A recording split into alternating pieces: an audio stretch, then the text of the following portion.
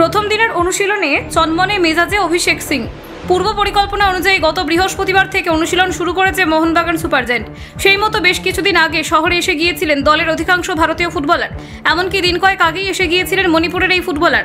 সতীর্থদের সাথে টিম হোটেলে জিম সেশনে যোগ দিয়েছিলেন তিনি।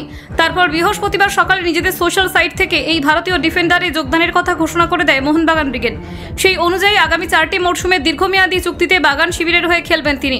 অভিষেকের উপস্থিতি নিঃসন্দেহে অনেকটাই শক্তিশালী করে তুলবে দলের রক্ষণভাগকে। দলের বাকি বিদেশি ফুটবলারদের সঙ্গে মানিয়ে নিয়ে এবার দলকে সাফল্য এনে দেওয়াই অন্যতম লক্ষ্য এই তরুণ ফুটবলারের।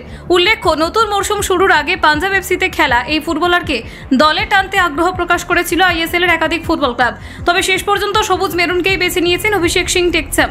সেই প্রসঙ্গে তিনি বলছেন, আমার কাছে দেশের অনেক নামী ক্লাবে খেলার প্রস্তাব এসেছিল। মোহনবাগানে যোগ দেওয়ার কারণ এটাই দেশের 1 নম্বর ক্লাব। মোহনবাগানে খেললেই চ্যাম্পিয়নের স্বাদ পাওয়া যায়, নিজের স্বপ্ন ছোঁয়া যায়। এই ক্লাবের জার্সিতে আমি ট্রফি জিততে মুখিয়ে আছি।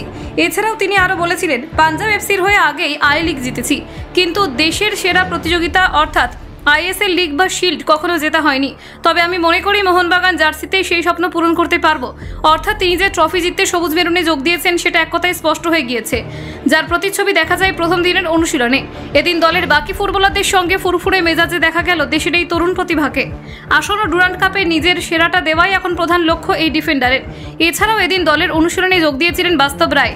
তার তত্ত্বাবধানে অনুশীলনের প্রথম দিনে দলের সকল খেলোয়াড়দের পাশাপাশি সাপোর্টিং স্টাফেদের সঙ্গে পরিচয় সেরে নিলেন অভিষেক।